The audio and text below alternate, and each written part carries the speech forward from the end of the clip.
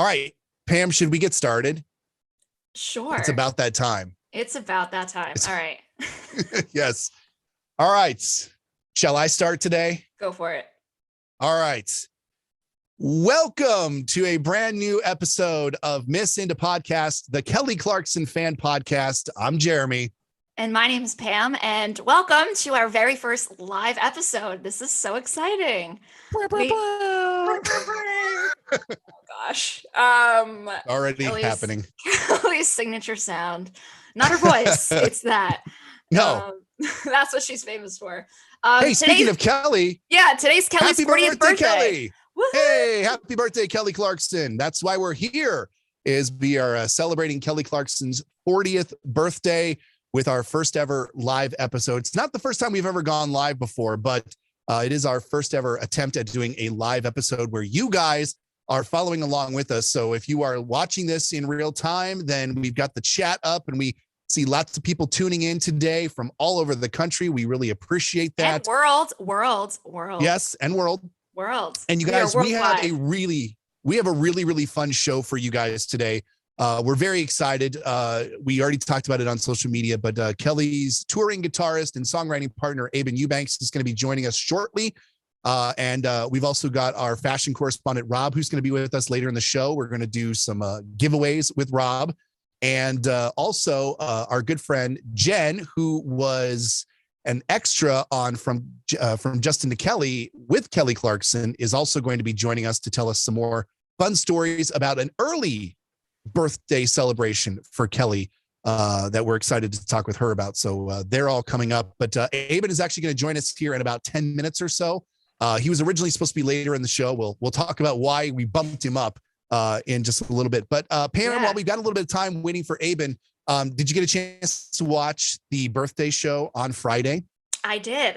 No, I didn't watch it Friday. I watched it last night. I watched it like falling asleep last night. It was the cutest thing.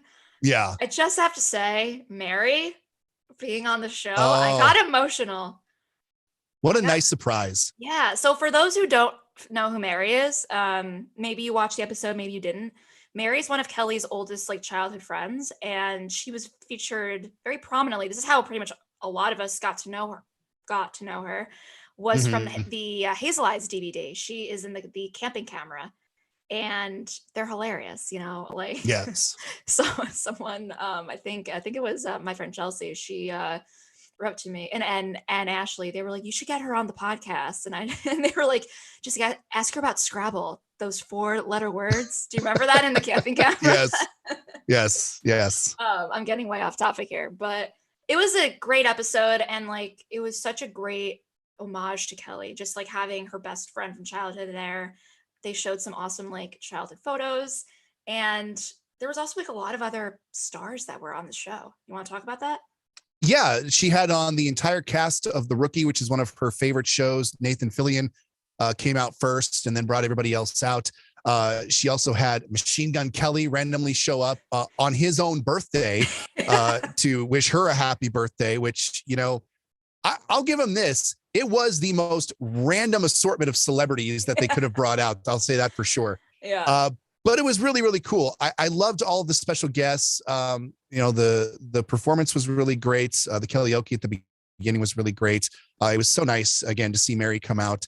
By the way, again, since we're doing this as a live episode, I do want to shout out the people who are chiming in the chat. We've gotten a hello from Scotland. We've got another one from Canada. We've got one from India. So if you guys are tuning in today for Kelly Clarkson's 40th birthday celebration, give a shout out in the chat. Let us know where you're watching from. We would love to give you a hello here on the podcast. This is also going to be where you guys are going to give your questions. We are going to be taking some questions for Aben, as well as our other guests and Pam and myself as well. So feel free to throw your questions in the chat. Yeah. And so definitely stick around for if you're able to stick around for the whole thing. It's going to be about an hour and a half or so. And at the end, that's when we're going to be doing a couple giveaways. Rob, you're going to help us with the giveaways. I'm not sure if you know that, but you're going to. So surprise. We'll fill you in more when you come on in a few minutes. Rob says that we should all start watching The Rookie. I mean, I'm down. Show the support. Oh, speaking of speaking of things that we should all be doing, let's get the hashtag going. Hashtag Happy Birthday, Kelly. Let's get that going on Twitter as well. I'm getting I feel emotional. like we should like get that up and running and get people wishing her a happy birthday. We've got Anastasia from Switzerland is watching in North Carolina, Pensacola, Florida, the Philippines, Pennsylvania, California. What is up, you guys? Taiwan. What? This Holy is so cow. Cool. This is awesome. Thank you guys for tuning in. This really, it means the world to us. And we're so glad that you guys could all be here for the show today. Like we said, we've got a whole lot of fun stuff to do throughout the celebration of Kelly Clarkson's 40th birthday today. By the way, the Kelly Clarkson show put out a pretty cool video this morning. I know during the 40th birthday show on Friday, they showed a few different celebrities recorded messages from when they were on the show saying happy birthday to Kelly, but they sort of unleashed the entire collection of, at us today on YouTube, Pam. I think I've already said this twice in the last 5 minutes, but watching that, I got very emotional. I really did. It was like a 5-minute video, like a compilation of people just saying how much they love her. And I'm like, oh my God, everyone knows how amazing she is. And it was just really full circle. They had a lot of the guests. They had a lot of the band that gave these special shout outs. They must have been collecting these for months, because the one that I noticed specifically was Tracy Morgan and his daughter. That was from the filming in August. So they've been they've been capturing these. I'm assuming it's from August, because I know that's when his daughter was on the show. They've been capturing these for almost like 8 or 9 months now to just get a compilation. I'm like, that's kind of brilliant for the producers to just think of that. Think that that's far crazy in advance. Yeah. It was just so sweet. If you haven't seen it, it's on the Kelly Clarkson Show YouTube page. They put it out a couple hours ago. I kind of just saw it because I saw a lot of people posting about it, and I was like, let me tune in, and it was really sweet. So I hope whatever Kelly's doing today, I hope she's having a relaxing day, or not relaxing, whatever she prefers. I don't know. Whatever, she could either be chilling on the couch all day or going crazy. Whatever she does, I hope it's a good day. Yes. I just can't believe she's 40. That's crazy. Just because she has literally been doing this for her career for half of her life. Yes. Exactly. Like, I have child Kelly on my shirt. Child. Barely legal Kelly. She was like 21 in this photo? Like, crazy. I want to give some more shout outs to people who are in the chat today for our live episode. Toronto, Canada, checking in. Hi, Paul. Brandon in Minneapolis is here. Dawn from Calgary, Canada. Thanks for watching today, Dawn. Dan wants to know if we saw the fan-made music video. I did. It was to remind me, was it If I Can't Have You? I think it was. It was really funny. He had tweeted us about it the other day. Yeah. Amazing lip syncing skills. I love it. You should go on one of these talent shows. Yeah. It was like that app. Was it like Triller? One of those apps. It was really funny, Dan. I think you should tweet it to Kelly. Maybe you should tweet it to the Kelly Clarkson Show. I think she'd get a kick out of seeing it. Yes.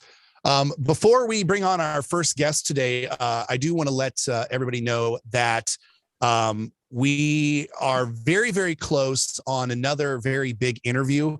I'll just say right now, it's not Kelly, not yet. We're still working on that behind the scenes. But we are talking with another person in the inner circle, and it may not be who you think it is. A lot of people think they might know who we're talking about, but it might not be who you think it is. Nope. So we're really excited to hopefully have on another person from Kelly's camp here in the coming weeks on the show. So be looking out for that. But in the meantime, before we do that, we have to talk to somebody who has been on the inside before. We're going to bring in our very special guest for the live show today, and that is none other than Aben Eubanks himself. We're waiting for his stream to connect. Aben, you there? I'm here, sir. What's up, buddy? How's it going? How is everybody doing? Good. How are you? Great. How are you? I'm great. I don't see. Can you guys see me? No, we can't see. Yeah, your camera is off there. I see Aben's iPhone. Oh, okay. Here we go. Start. There we go. Sorry, I'm on a mobile device. I apologize. It's all good, man. It's all good. It's a live show. It's fine. Good deal. How is everyone doing? Wonderful. There he is. Hey, all right. Ooh, you have a gorgeous background there. Well, I have to admit that I'm at my friend's house in Austin. I missed a flight or I didn't miss it. It got canceled on me yesterday. So I'm not back home yet. So I'm catching a flight after this. I was at the airport all ready to go, and stop. I have to admit that Aben called me earlier this morning, and I saw his name come up on my phone. I thought, oh no, he's got to cancel. Oh no. But you had some difficulty flying yesterday, and it caused you to miss something kind of important.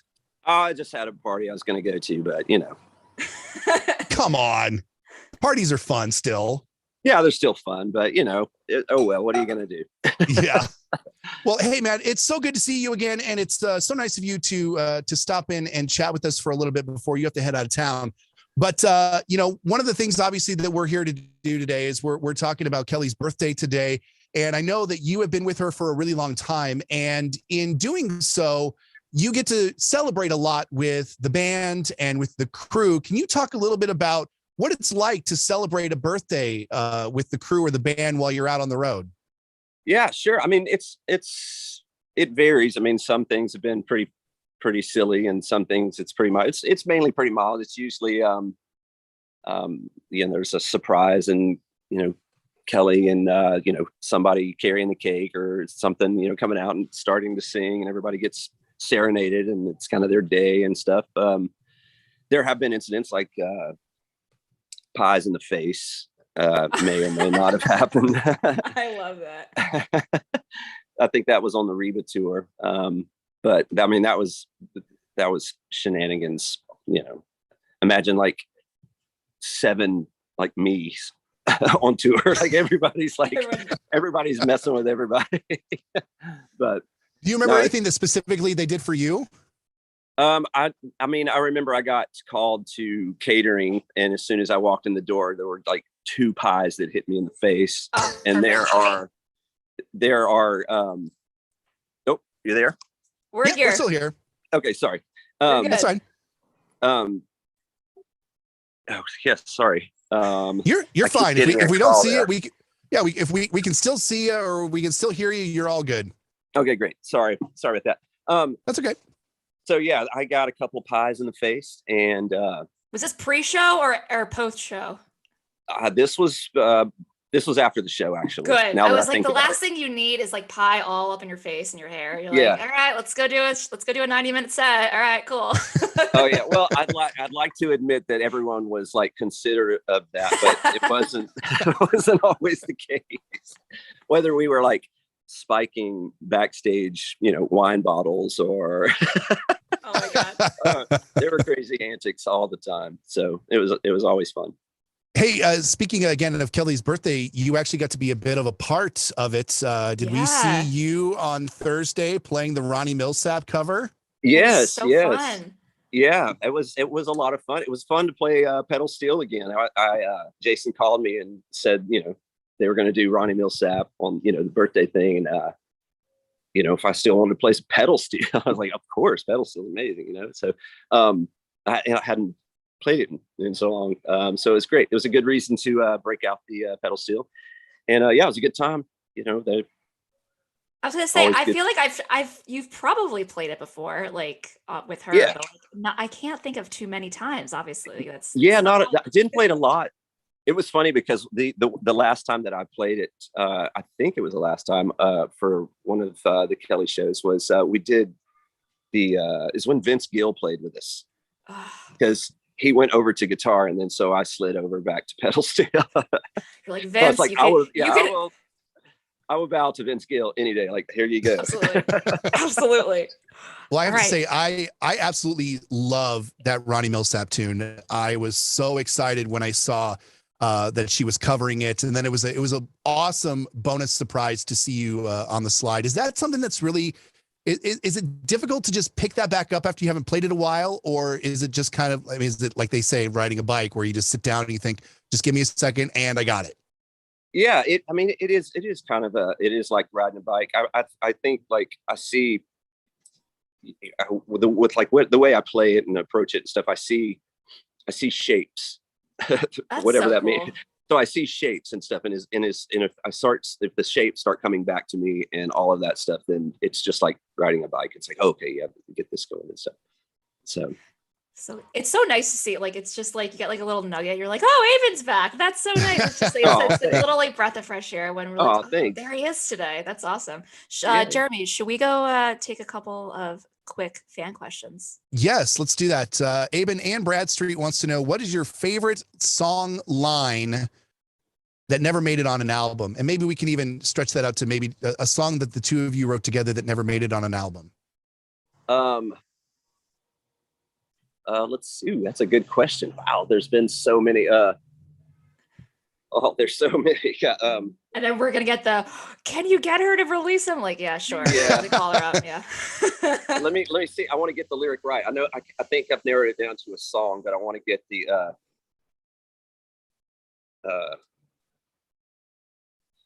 Oh God, I can't think of the line. I don't want to. I don't want to butcher her lyric. I don't want to. No, of course. It's from a. I'll tell you that. I think I can tell you a title. Too much. It's yeah. I better not. Just in case. It's all good. So, it's like you're like an unofficial NDA. You're fine. Yeah. I mean, I guess, yeah, I don't know. I don't know how to answer that. I'm terribly sorry. I don't know. No, we get it. All right. So, Anthony Ortiz says, what is your favorite song that you've written with Kelly? We can talk about the released ones. The released ones? Yeah. I mean, you always love your most recent. So, I mean, I mean, I don't know, probably the most recent one that it's kind of my favorite, or the one I'm most proud of, is one of the Christmas songs. Used to know. Merry Christmas, used to know. Yeah. Right in the feels. Yeah. I'm that's one of them. That's one of the most recent ones that is kind of, I guess, one of my favorites that we've done. I was going to say, I feel like when we spoke to you last was right after the album came out. So it was just, it's just, I guess, it's whatever you're working on in the moment. It's just so exciting. And then, obviously, like, also, like, probably like the first one or two, is always, they're like, all right, my first child and my most recent child, No, it's 100% true. It's exactly true, because number two, if I had to narrow it down to any, it would go back to the first one. It'd probably be like maybe it's probably my favorite one, as far as, just because it's so just linear and different and honest, and I just love her lyric in it. And so I'm reading the chat right now, so if it looks like I'm not making eye contact, that's why. Okay, no, that's all good. Our friend Anastasia from Switzerland is watching, and she wants to know, do you remember the first time you met Kelly? I do. I mean, it's Kelly, right? You can't forget. Sure. So obviously it was on the Grant when we were opening for Kelly with the Graham Colton band. Yep. And we were in catering. Our band was sitting in catering, and I remember Kelly she walked into catering, and she had just gone through a breakup. So she just came in and walked into catering and was in a conversation with someone about that, and just like that, she came over and just as bubbly and as friendly, and just immediately saw us and came over and was just super friendly and introduced herself. And she was just always there was never any kind of like untouchable or like you can't talk to Kelly or anything like that. She was always. Was that like one of the first shows of that tour? Yeah, that was actually in Tulsa, which was like in March of 2005. Because I think it's great when people when bigger acts like treat the opening acts as like actual humans, because you see that very often. Like, I'm sure you've heard of it or you've seen where they're like, oh, it's just the opener. Like they're just, just here to like fill some seat. No, it's like, these are real people. They're real musicians. They're talented, and they are your peers. Absolutely. And they're already like, I remember like from all the opening slots, it's like they're already at like kind of a nervous or kind of you're in somebody else's kind of home. You're being like, so it's all, they're already in kind of like a not intimidated, but like just kind of like I said, just nervous or whatever the thing is, because it's not their production. It's not their management. It's not their fans, you know? Yeah, it's not their fans, exactly, ultimately. And so it's so easy to like, you know, be more welcoming or like not treat them that way. So, and I feel, I mean, you could go back and ask the opening bands, there may be some arguments, I don't know, but we feel like we were like, because we, you know, because honestly, those things always follow the lead, like, and Kelly always kind of set that kind of bar with like how the you know, opener was treated, or, you know, anyone for that matter and stuff. And so I think that reverberates through a camp. So I think that, like, if you have an act that is treating an act kind of dumpster or something like that, then it might, you know, it might stem from the top of how it kind of like, you know, how they run their show or whatever. Because I mean, it's a trickle down thing, you know? It's it totally is. It totally is. And it's like a domino effect. Maybe that's the analogy I should use. It's a domino effect. Just exactly. We followed that lead because, you know, she treated everyone with respect and, you know, made everyone feel as welcome as, you know, she could. And it was. Yeah. I have one question here. It's from Anthony. He said, what is on your personal music bucket list? Personal music bucket list. If you haven't already hit it, or maybe you did, I don't know. Man, I mean, that's so good. I mean, it would probably be a certain type of album with maybe do some kind of just experimental album with a couple more musicians. I mean, I don't have any like grandiose. It's, I mean, like join Paul McCartney or anything. There's no, you know, Rusty's got it covered. Yeah, I was gonna say Rusty might have something to say about that. Yeah, exactly. I know. I'm trying. Like, I know they like. That's kind of like musical ambition. I'll give you one. It's to try to see Paul McCartney on this tour. Like, that's kind of really my musical ambition at this point. Yeah, I want to try to catch Paul McCartney on this run. That's really it. I'm sure you can. Can you tackle that? I think you can. I mean, we'll see. I don't know. We'll see. I'd love to. Yeah, I don't know. We'll see. We got a question from Al L, who says, "How did you come up with the sober melody?" Gosh, I mean, those. I don't know. I don't know if like it's such a complicated riff that it's like something to come up with more that it just kind of like. It's more of one of those things that it just comes out. It just comes, you just pick up the guitar and it just comes out and it resonates, you know, and you're like, oh, okay. But as far as like, I didn't like take anything from this and like have any kind of methodic coming out. It was just it was more of a just you know, just comes through. You know, it's one of those things you just sit back or you don't, there's no agenda or there's no like, okay, I'm going to write, you know, a riff. It's kind of in the vein of this that has this kind of flavor or anything. It was just more of a like, kind of, it just came to me more so than like coming up with it. It just like came out. So it was just one of those things that just came in you pick up your guitar and you tickle it and there's the riff and you just kind of keep tickling it.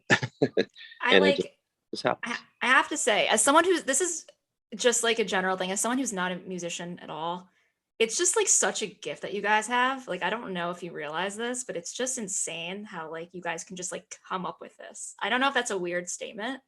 No, but I mean, I kind of understand. I understand that. And I mean, like a lot of times, like even like it's not necessarily more of a special person or a special kind of thing that kind of, I think it's more of just, I think it's rooted in like curiosity. I mean, if there's enough curiosity there that whether it be, you know, curiosity with the instrument, how chords work and how they work together, and enough curiosity, you know, you can like somehow develop cool stuff, you know? And so I don't think it's like, and like a lot of kids ask that kind of thing. Like when sometimes I talk to kids and they ask, or I go speak or whatever, and they talk, and it's just like, it's not really special people. You know, I mean, there's the gifted people that like are given with a gift, like Kelly's voice. That's not really something you can kind of just do. But but as far as like coming up, like you say, so to speak, coming up with songs or coming up with progressions or chords or something like that, I think if someone has enough curiosity, that like anyone can do it, you know. You are selling yourself short. Have you ever, Aben, have you ever come up with a riff or something in like an inconvenient place where you're just like, I don't have time to have inspiration right now. This is not the place for this. Oh, I have so many recordings of where, you know, because like in sound check, for example, you're standing around, you're waiting on like, you know, bass line level, keyboard line level, vocal line level, background vocals, you're waiting on ear mixes. You're waiting on so many things. You're standing there with your guitar, right? With your volume off, or whether you're just you in your ears and you're just like waiting for everybody to get settled, and you come up with these riffs and you're like, oh man, I got to record this. So I've got so many like little voice recordings that you can hear me going plank, plank, plank, the idea. And there's like, you know, there's so many, like there's a sound check going on behind me. You can barely hear the plank, plank, plank idea. So there's been plenty of times where it's like, oh, that's a cool riff. I got to get that down, but I've got to fight this, you know, bass check. If only you could like run off the side stage for like, all right, I'll be back in 30 seconds, guys. Like, but as soon as I do that, you get the guy in the, you know, like, okay, guitar, I'll say, right? And it's like, yeah. So, all right. So say this, have you ever been in like the car or the bathroom and all of a sudden it pops in your head and you're like, oh, I need to get that down, but is it really the right place to be doing this? I've got thousands and thousands of voice notes. If I'm driving, I'm trying to hum the riff, you know, terrible, like, you know, like trying to like, hopefully, like, I'm never going to remember this riff, like with this, but I'm going to try. Yeah, like all kinds of stuff. It hits all the time, like on a train or in an airport or whatever. I have, like I said, there's like the voice notes, you can just roll and roll and roll. And there's so many different recordings over so many different, like we were going over a suspended bridge in Colorado once. It was, and you had to go like super slow. It's like, and I remember like there was, I don't know, there's something in a rhythm of one of the like consistent cracks or whatever, and it gave me an idea. So I like recording like there, and I'm trying to like hum the idea or something, and there's all this like cracking and stuff of going over a bridge. So there's all kind of, it hits. There's no telling where it's going to hit. So basically you're saying that today on the flight home, you know, it's warning to the person next to you. You may have something. You're like, I just want to let you know. 1 second. I got an idea here. Exactly. We have time for one more question and then we'll let you go, Aben. I'm not sure this person's screen name, so hopefully I'm saying it right. XNose06 wants to know, do you have any pre-show rituals or anything that you like to do before you go on stage? Yes, I have this peppermint oil that usually when we're in our round or whatever before we go on stage, everyone has their own like little thing. Like sometimes, you know, Jocko and I'll do a shot or, you know, heater, as we like to call it, with just, you know, ice and a little shot or something. Either something like that, but the peppermint oil. So what we would do is we just pass, you know, everybody would kind of take their thing, like kind of dot everybody, and we'd hit the peppermint oil. Everybody's woke up, and it wakes you up. It totally does. Like the front row is like, what is this delicious? Like, breath is so minty. Next time I'm at a show, if I'm ever at if you guys ever do like a theater tour again, I'll be on the lookout. Smell peppermint along the front. You know what's going down. Now, based off of the conversation we had with Einar, does peppermint oil work better, or does a handful of garlic? Oh, well, there's not a bottle of peppermint big enough that could have competed with like the amount of garlic that I ate.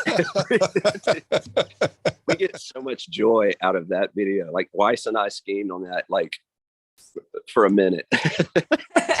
We're just recurring thing every couple months. Oh, that's right. It's so good. Yeah, it's worth the like retweet every year. It's pretty good. I love it. We're gonna keep it up. We're gonna keep it. Yes. Aben Eubanks, the touring guitarist for Kelly Clarkson. Thank you very much for taking time. I know you've got to catch a plane to get back to LA. No, absolutely. We really appreciate you taking some time to hang out with us for Kelly's birthday today. And safe travels back home, and we'll talk to you again soon, I'm sure. All right. We'll see you guys. Thanks for having me. Thanks so much. Aben. Appreciate you. We'll see ya. Yeah, thanks. Bye. Bye. There he goes. That's Aben Eubanks. Always good to see him. Yeah. Sorry if we didn't get to your question. We do appreciate everyone who typed in a question. Yes. But Aben, he was like, I really only have until he was on 30. Yeah, he was 30. We originally had him scheduled for later in the podcast, and he is always so gracious with his time. He was like, I'm ready to go overtime, whatever. But he called early and said that he had a flight that he had to catch. He should have been back in LA today, but he's still stuck down in Texas. And so he had to go catch a flight. He's like, I have a hard ending time of 12:30 my time. And I'm like, no problem, dude. We'll get you in and out. So thank you for the questions. Yeah. We really appreciate all that. And our next guest is going to be coming on in about 10 more minutes. So yes. If you guys have any questions for us, feel free to put them in the chat.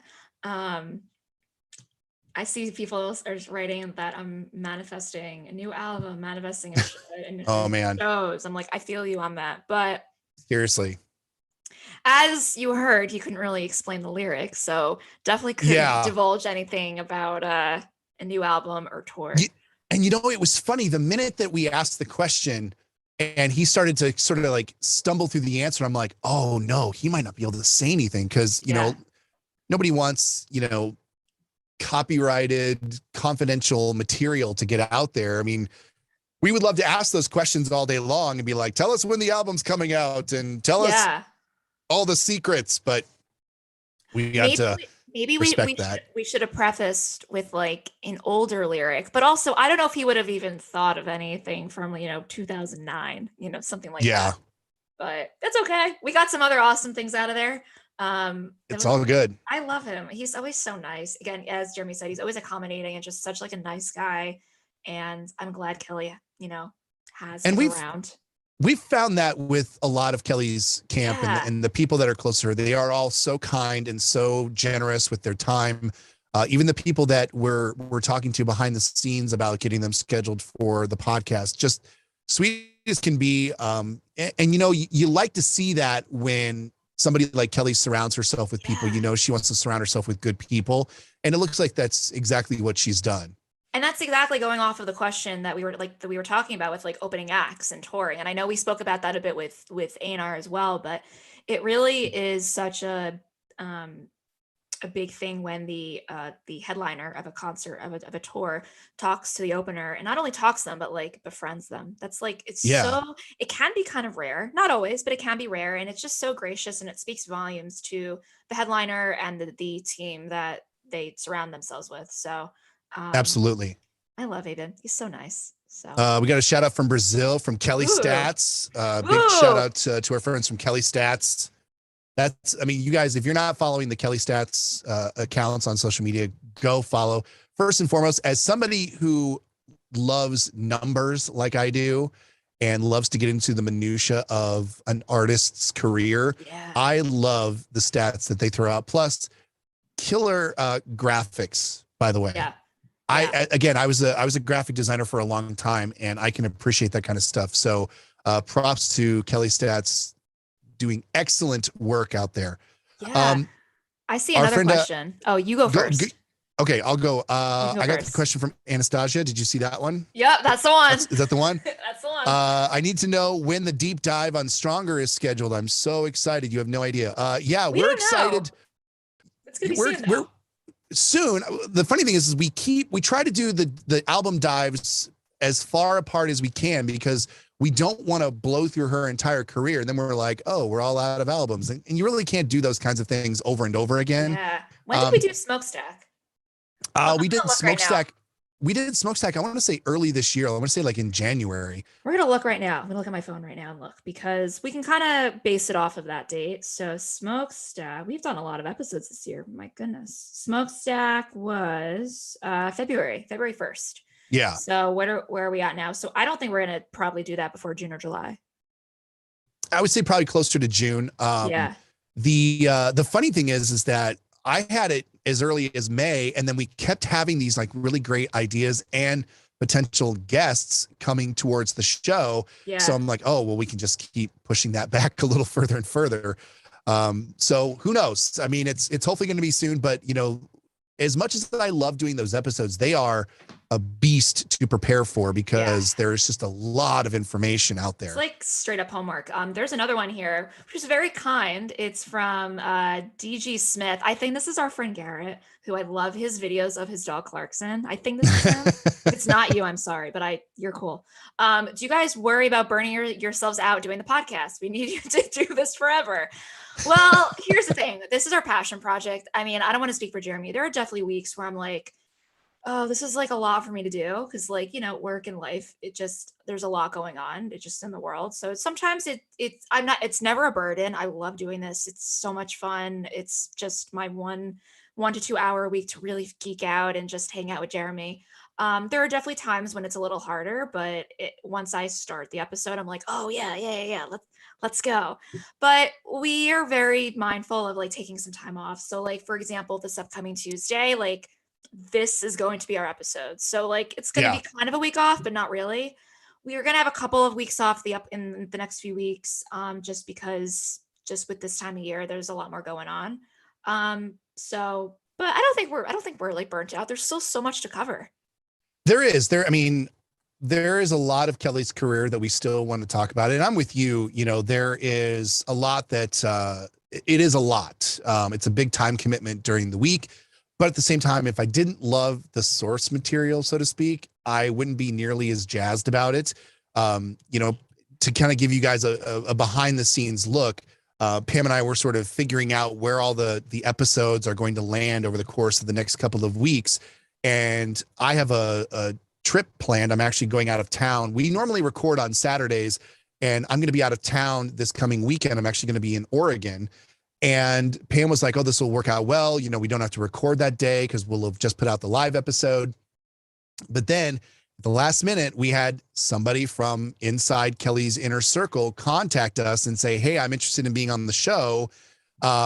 And there's a chance that I might have to record that while I'm on vacation. And you know what?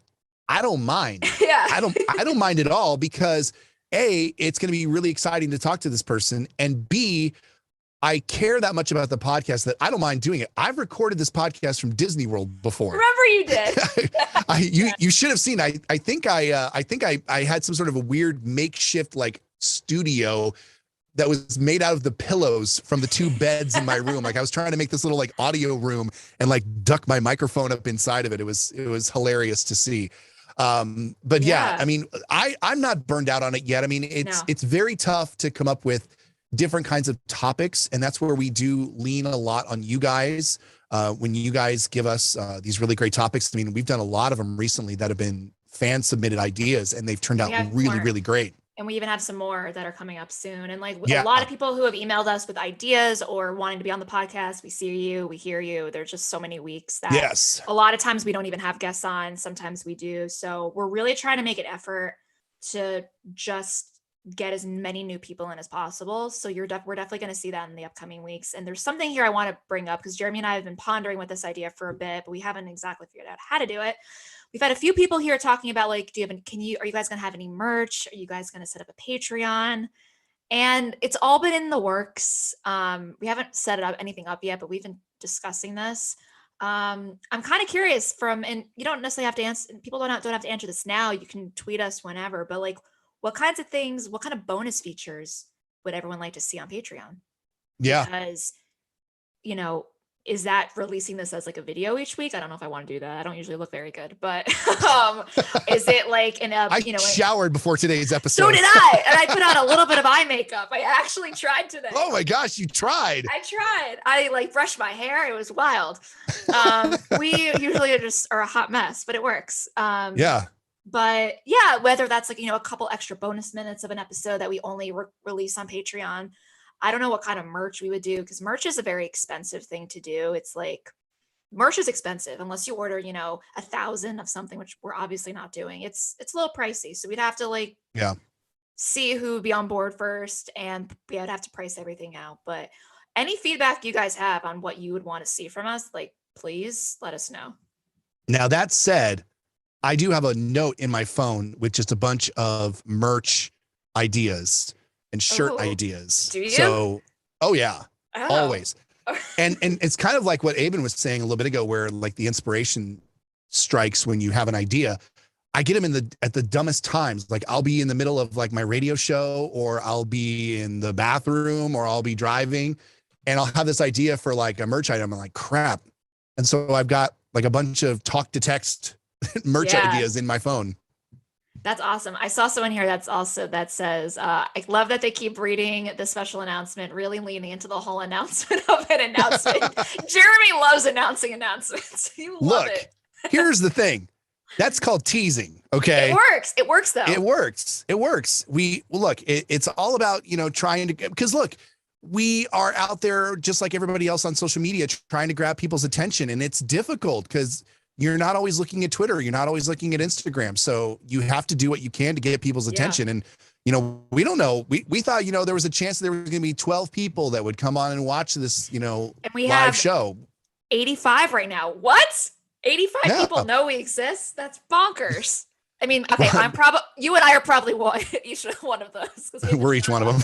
Okay, so we have 83 people. But yeah, no, the reason why we're not saying who the person is because we haven't confirmed it yet. We're like, it's likely happening. We're just figuring out scheduling. And then we like to make a nice big announcement, Yeah, so for sure. We don't want to say someone's going to be on and then it doesn't happen. That's my biggest yeah. Hey, speaking of people that we want to have on the podcast, we need to bring in our next guest for the podcast, our live episode today, celebrating Kelly Clarkson's 40th birthday. And it is our friend Jen, who we have had on the podcast 2 times before. You might remember her as the guest who was an extra on From Justin to Kelly when that was filmed. And she got a lot of behind the scenes insider knowledge from being on that particular show. And we're really excited to bring her into the show on our live show right now. Joining us is Jen. Hi, Jen. Hi, Jen. How are you guys? We're so Wonderful. Good. It's so great to see you. You too. No pressure going after Aben. I mean, none at all. You were supposed to be before Aben, and then he had I don't know if you were tuning in. He was like, "Oh, my flight got canceled. I have 20 minutes." We're like, "We're gonna make it work." Yeah, I was watching, and I was like, "Great! I have to go after all this." No, it's stop. We love you, Jen, and you. Yeah, I love you guys. You have such. We changed it to Aben being your opening act. How about there that? You go. Perfect. Perfect. No, we wanted to bring you on. First of all, we love talking to you. You're amazing. I hope I can actually meet you one day because I don't think we've actually formally met. I haven't. Have you two met? I don't think No. so. No. We're gonna have to figure something out at some point, whether that's New York, Nashville, or wherever. We're gonna have to meet up. All over the place. I'm actually in Iowa in May. No way. Mm-hmm. Stop. Where are you going to be? Nevada. It's spelled like Nevada, but I guess you pronounce it Nevada. Yeah, it's Nevada. Are you guys gonna hang out? Are you going to be up there with the boss? I am. There's a Pizza Pialooza, something like that, some city event, and we're playing it, but she and I are also running the 5K during the day. Oh my God. Stop it. We talk in code around Jen because Jen works for a musician, but we keep her side of her business side out of it, just because that's her business to share all that. So whenever we say the boss, it's her boss. Her boss, yes. Yeah, so tours. Yeah. No, Jen, we're gonna talk offline on this because I want to see you, and I would love to see your boss perform. I think that would be a whole lot of fun. Yeah, that'd be really get a photo of you two, and please send it to me, and I'm gonna be so excited. Like, oh my God, they're meeting. We'll Photoshop you in. Photoshop you in, totally. That works. Yes. Jen, we wanted to have you on today because obviously we're celebrating Kelly's 40th birthday today, but you have a great story about a much earlier birthday. In fact, it might have been the first fan celebrated birthday for Kelly. She kind of looked like this. Maybe not really, but it was this age. Yeah, so I was trying to remember. I actually went back into my old AOL email this morning because I'm like, I cannot remember what the actual project was because there were so many of them for a period of time. Part of me thinks that it had something to do with raising money for the Burleson Library. If it wasn't that, it was Salvation Army. I can't remember which one of the two. So at the time, I had opened up a PO box and I had asked fans to help us reach $2,121 for Kelly's 21st birthday. So 2121 for whatever organization it was at the time. And then at the same time, I had them send actual handwritten letters to the PO box. And then I made a box and I shipped it out to Jess and Brian because they were doing a big 21st birthday. And so I think I sent you the picture. I have it pulled up on my phone. Yes, because I was not prepared. I don't know if you guys can see that. Oh, that's her opening all the fan letters and stuff. I love that. Yeah, so I actually went to the Burleson album drop when she did the Walmart, like the event, the signing. Yes. I went out there and stayed with Justin Bryan. And after she did that, I went backstage in the back parking lot and gave her the check and everything. And she was so moved. It was one of those things where she had gotten to that place and she had said it many times publicly, like she wanted to help others. And so like it all started with that Salvation Army giving tray. I'm just going to put it up for people who are watching, for who wants some like yours context. isn't look backward like mine was, so that's good. Yes, there we go. And so it all just came from there. And then there were a few other projects that happened around that time. I know that we collected children's books and sent them to Burleson. I remember sending, I think it was like 7 massive boxes of children's books to the Burleson Library. And then later on down the road, we did March of Dimes. People donated for that. We had shirts made that there was like a wristband, like a hospital band with Kelly's name on it. That was like the logo. The shirts had that and then 24 on the back. So just like all different things, but that was one of the first projects we did. And that was her first birthday in the public eye. Was that your idea? Like from inception, was that your idea to come up with the whole charity aspect and getting the fans involved? So the Salvation Army, the Angel Tree, Nicole Peering, I'm sure you guys know who she is. She's actually coming on soon. Not today, but in a couple of weeks. I talk to her every day. We've been friends for 20 years. Almost 20 years. So she and I were both on the message boards at the time that Kelly had gone and cleared off an entire tree somewhere. And she had bought gifts for every kid that was on it. And we were like, that's cool. We should do something with it. So it turned into a big project and Nicole was 100% in the brainstorming process. I just was the one that was on the message boards. People recognize my name more, but she was 100% involved in it. And then it just kind of all snowballed from there. We just kind of, you get the bug and then everyone is just excited to help and you could see how much it touched Kelly. And so, it just inspires you to keep kind of following the lead there. So when she was talking about like her mom being a teacher, and then I knew that Burleson was in need of some help with the books and whatnot, we went, touched base with the library, did that. March of Dimes was a public thing. A lot of people walked, like a whole nationwide. A lot of people did the March of Dimes. I remember that. Yeah, wearing the shirts. I just found my shirt in that box that you said you wanted to do an unboxing with me. Oh my God. Yes. I just found that shirt actually not too long ago. We'll have to set that up. That would be so much fun. I have to get that. I don't have is that down in Florida? Yeah, my stepmom's actually coming up to our show next Saturday, and I was thinking about having her bring it so I can just throw it in the bus. That's fantastic. That would work. Yeah. That's so cool. I just think it's so great, and I think it says a lot as Kelly fans as well, that like we see how generous she is, and it just makes us want to like continue the cycle. We were just talking to Aben about how like, Kelly surrounds herself with great people, and it's so good that when we see how good she is, it's just she just radiates positivity and radiates like empathy, whether that's her family, her friends, and her fans. And I think this is such a great example of it. So like when you, after the Walmart show or at the Walmart show, did you like hang out with her and talk to her about this project? You may have mentioned that a little bit, but I wanted to expand on it. A little bit. It was a long night. She was up signing forever. So during the signing, we left and went to dinner and came back. I went back there, gave her everything, explained it to her, and then she went home. So not too much. She was very well aware of it. I gave her all the stuff for the Angel Tree that we had done. I think it was in December whenever she was in town filming for the movie in Miami. I got together with them. We went to dinner and a movie and stuff, and I gave her everything for that. So, and the thing that's actually really cool about it, when you think about it, we're talking like way back when Venmo wasn't a thing, and they're like internet ways of paying people weren't things. Like people were physically mailing me money and trusting that I was going to use it properly. And they knew that, it was, what a weird time. It's such a weird time. Yeah. It's like, I didn't give anyone my address. Like I actually had to get a PO box for it. Smart. right. But I mean, it wouldn't have even, I don't think, fazed me if someone didn't say you should get a PO box.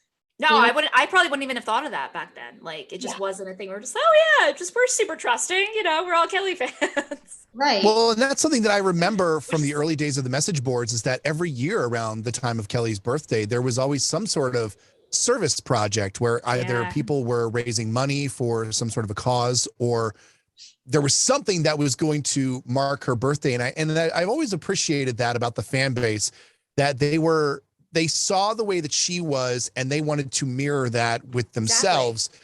And so they also wanted to go and give. And I like to see that she's still that way even today throughout the talk show. And I have to applaud you, Jen, for, sort of spearheading some of that stuff in the early days, because I think that was one of the earliest reasons why I really fell in love with the fan community, was because everyone was just so kind and so generous. I agree. And I mean, same, it was, one project that led to the next, And the reason why we were able to do one after the other was because people were so supportive. Like, I mean, I hate asking for money. I just, but so that's when it was like, okay, you can give money and we'll put it towards this. Here's our goal. We don't have to reach it. That would be great if we could, but here's the goal. And then if you want to just send a handwritten letter, she'll get it. Yeah. And I know for a long time, back when she lived in Texas, she had a fan room in her house, and that box was on that fan room, on that shelf for a long time, because Jess had sent me pictures of it. I was going to mention the fan room, because that was a legendary thing that everybody wanted to see, whether or not anything that they'd ever given to her made it to the fan room. Yeah. I mean, I think most things, if not all, did. Like, she really, she took everything, she read everything, she really appreciated everything. Yeah. And I know, and Jess had told me multiple times, like, that's there. And she would send pictures here and there. I mean, not to like send me private pictures of Kelly's house or anything like that, but just to show me that, she got it and this is where it is. And she really appreciated it. Yeah. Like, she sees you, she hears you. And it's cool to kind of go off again about like her surrounding herself with people who were like-minded and that sort of thing. I saw someone earlier during Aben's segment, mention this. I remember Aben did something like the height of COVID, where if you donated any amount to a charity, it was for hunger. Then if you like sent him a receipt, even if it was like $5-10, he would send you some Kelly guitar picks. And it's just, I think, again, it's that whole thing about just, she's so charitable and we see it, and she surrounds herself with people that are the same way. So I'm kind of getting off topic, but it's just very cool to see that we're still in that mindset 20 years later. Well, it comes from a place of not forgetting where you came from. Exactly. And that's so rare. Like, it just, you think someone will remember where they came from, and they, you get that impression for a while. For it to go on for 20 years, where she really still can look back and go, this is where I was. Yeah, it's totally. Incredible. And it's actually proud of it. And it's not like, oh, I'm this big, whatever, and I'm going to brush it off. But I see a comment here from my friend Chelsea, and she makes a great point. Kelly fans are like one big family or small town. We pretty much all know each other and are willing to help each other out. I think it's so valid, and it's so true. 100%. Yep. So Jen, you sort of made a passing reference to this, and the first time that we had you on the podcast, we had you on because we were talking about the cinematic masterpiece that is From Justin to Kelly. And you were so kind to share so many of your stories of what it was like to be an extra in the movie. After we sort of hung up and were sort of doing our post-show breakdown, you almost immediately messaged us back going, oh my gosh, I'm remembering all these different stories, and, we might have to do like a part 2 or something to that effect. And I don't mean to put you on the spot, but do you happen to have any other of those stories that you remembered that you didn't share on the previous episode? I mean, I surely told you guys the Girl Scout cookie story, right? Yes. You did. Okay. Yes. The collecting of the many Thin Mints for Kelly. 33 boxes. That's insane. I mean, not really. I guess it's okay. Not that I can remember. I mean, I remember like who was dating who. Which I'm like, are you allowed to say? Maybe I mean, we're how many years out, but still. It wasn't Kelly. Like, so probably not, but like background dancers and main stars. Rob says, I will not tolerate any slander against this movie. We love this movie. We love it. We love it. It's great. Yes. It's terrible, but we love it. It holds a place in our hearts. It paid for my car for like a month. There you go. There you go. Ashlyn wrote, from Justin to Kelly deserved an Oscar. Sure. Oscar / Razzie. There you go. I mean, I still wish the soundtrack came out at least. That would have been wonderful. Honestly, the soundtrack could have charted because it slapped. It was so good. I have it on my phone, but it's like it's like 2003 version where someone ripped it from a DVD and then sent it to everyone they've ever met. Exactly. Yeah, it was a really good soundtrack. Yeah. Not that I can think of. I think all the stories I already told you guys. I was thinking about the dating stuff back then, and I was like, now I don't know if it's okay to say. Yeah, you're like, because I went back and watched it, and I was like, oh, I forgot about that. No, I mean, just Kelly being Kelly. Like the first day I was on set, I ran into her somewhere. I don't even remember where. I was standing somewhere, and she came around the corner, and she grabbed me and took me over to like the other 5 and introduced. I'd already met Justin, but like only in passing, introduced me to all of them. Like, so excited, and that's so cool. Yeah, like there's like 2,000 people walking around, and it's like, come here, Jen, come meet everyone. Like, just, okay. Yeah, I mean, just her, just being nice and loving on everybody, and again, just being centered and knowing where she came from. Yeah. I think we got time for one more question. This comes from Craig. What are Jen's top 3 favorite Kelly songs?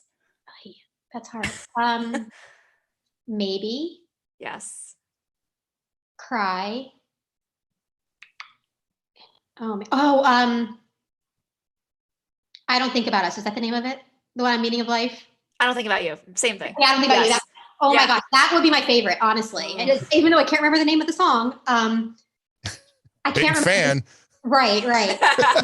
In my defense, like my boss has a song that's similarly titled. Right. You're like, and so I get them completely mixed up. So, and I mean, even to her, we were trying to figure out new songs to put on the set, and I said it. She's like, "That's not the name of my song." I'm like, "Yeah, it's the other one." That's it. That's a Kelly Clarkson song. Sorry.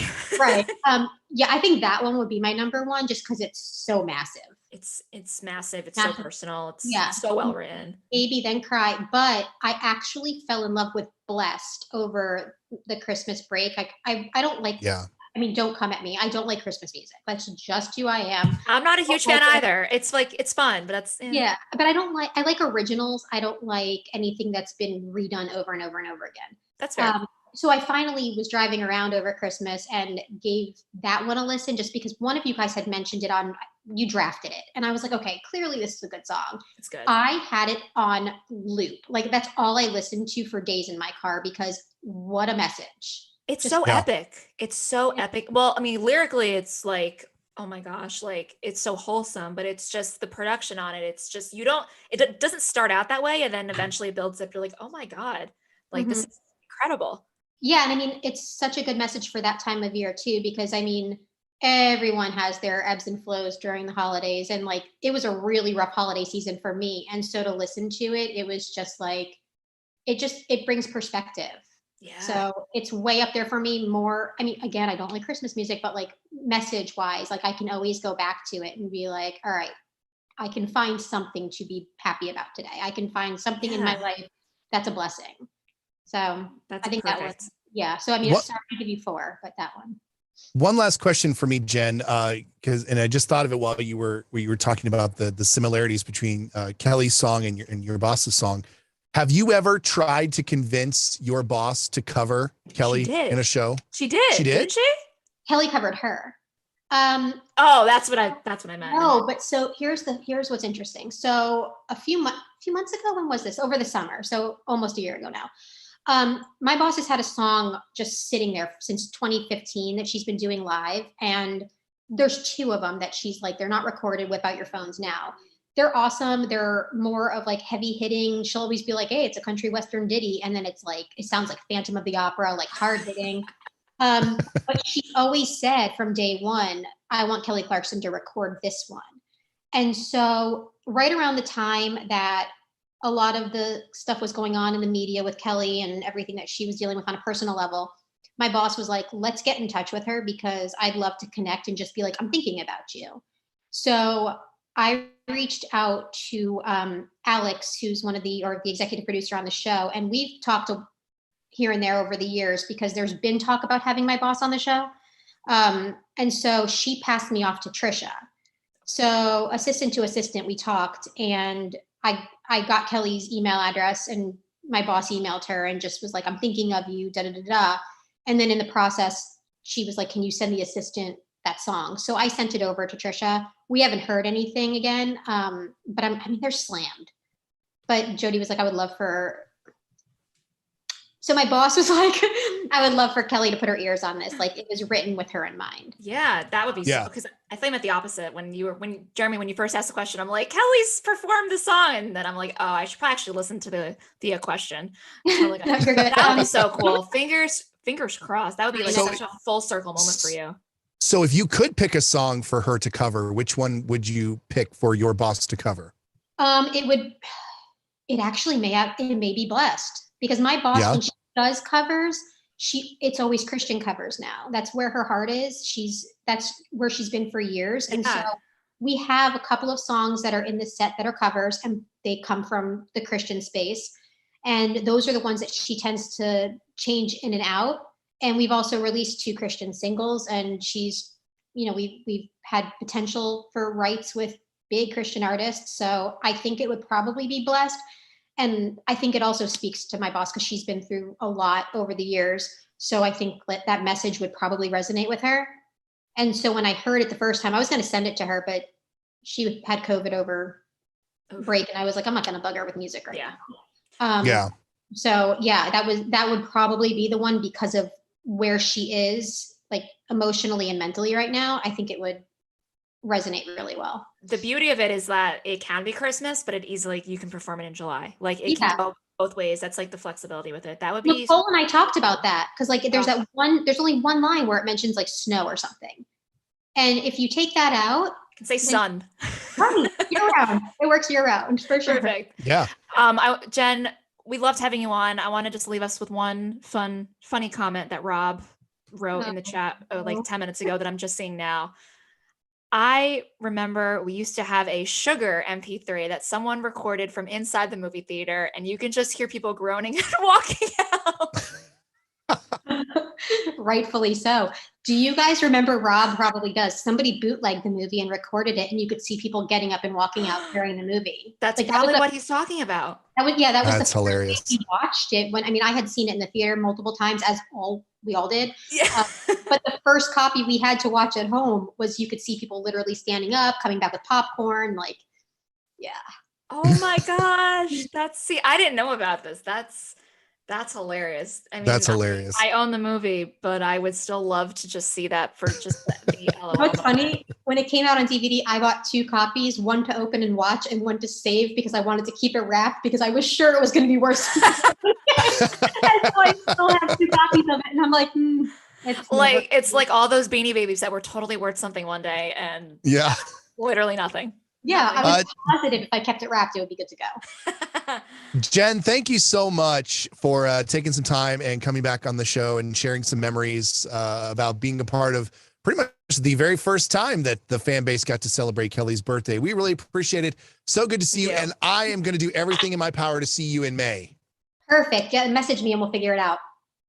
You got it. Thank you so, Jen. Thank you, Jen. Thank you so much, Jen. It was so great to talk to you. You too. Bye. Bye. Bye. That's Jen, our good friend. Oh my gosh. So nice to hear those stories from back in the day of when the fans first started to really get behind good causes in the name of Kelly Clarkson and her birthday. And I'm glad to see that in some cases that still is resonating today. Yeah. So hold on, let me pull up that photo one more time for anyone who may have missed it. While Pam's pulling up that photo, I saw a comment go by. I think it was it's so cute. That's Kelly at her 21st birthday, opening up the present in the project that Jen and crew were working on. So yeah, that's baby Kelly. So we'll post that. I saw somebody mention this in the chat earlier, and it reminded me of something that I actually tried to do years and years ago, because somebody said in the chat that we need a Kelly convention. And oh my God, that'd be so much fun. That reminded me that I want to say it was probably like 2004 or 2005.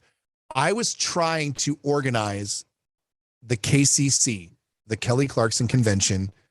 We were going to make it happen. It was going to be in Burleson. Oh my gosh. And I think we had like these big in hindsight, stupid. Like I had no idea what I was doing. I had no business trying to plan a convention, but we had all these grand plans. We were going to. When was this? 2004, maybe 2005. Oh, so we're going like way back. Okay. Yeah, this is like height of Breakaway when she's like the biggest star on the planet. Okay. And this guy in his 20s thinks he's going to put a convention together like half the country away. Okay, well, sure. You have a lot of ambition. Apparently. I know that we were going to try to get Graham Colton to play the convention. We had all these grand plans. And then ultimately, I think I even here's how serious that I was. I put together like a fact-finding mission. Like I was going to go and like seek out where to have the convention in Burleson, to where I booked a trip to Texas to do this. Is that when you went to Main Event and all that stuff? This is when I ultimately ended up going just to Burleson, just to visit and make it my pilgrimage, if you will. If you go back and you look in the Express, you have to go really far back, and maybe it's in either the Off Topic or maybe it's under Kelly Clarkson, the heading or whatever. But there is a thread started by me that's like the Kelly Clarkson Convention, and like people were losing their mind over it. They thought it'd be a great idea. We had all these big plans. Yeah, I mean, that's amazing. What was I thinking? I mean, who knows? I mean, I feel like whenever we do get a tour, whenever that's going to happen, I feel like it'd be cool to obviously we know like there are people all over the world, there are Kelly fans all over the world, and we're not able to cater is not the right word, but cater to everyone. But like, it'd be cool if we were able to do something like in like a big major city that like is accessible to a lot of people, and do some sort of like meetup before a show. I think that would be really fun. Like I know we were talking about if Vegas was going to be a thing, and I don't think it's going to be, but something in that vein, I feel like it could be cool. But are you looking at the chat right now? Kaylin in the chat right now says, reminds me of a DJ who was going to sit on the roof of the radio station until she came to town. He would have been sitting there for 3 years. Wow. That's really funny. Somebody remembers the thread. They remember seeing that thread. See, there you go. There you go. Oh my gosh. Oh, Tony wrote, I wonder if the Kelly cruise will ever pan out. Anyone else remember filling out the questionnaire about the possibility of the cruise? I do. It was right before COVID hit. Like, I think there's like some like Norwegian cruise line, like the Breakaway or some ship, something like that. Yeah. Something of spokeswoman, mother, whatever they call ship. I don't know. Yeah. They made her like the mom of the ship. The mom of the ship, and they break the champagne bottle or whatever. Yeah, and there was like a questionnaire that went out a couple years ago, being like, "Would you be interested in a Kelly cruise?" So I remember that, and I think it was pretty soon before COVID. I feel like if had COVID not been a thing, it also could have been before the talk show. Or maybe it was right when the talk show launched. But might have been. I mean, no, because I think she talked about it in the early episodes. Yeah, I think she gave away some cruises.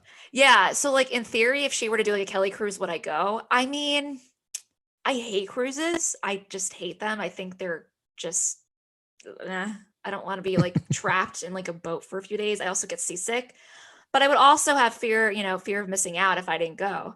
So I don't know. You're putting me on the spot. Well, actually, no one actually asked. I kind of just said that myself. But would you go? Once again, we are trying to get Happy Birthday Kelly hashtag trending on Twitter today. Yeah, so hashtag Happy Birthday Kelly. Throw it out there. You can do a Happy Birthday Kelly Clarkson too if you want. Trying to see if we can get that trending. If you're watching, you can tweet us and we'll share it. Yeah, absolutely. I'm already doing that a few times right now.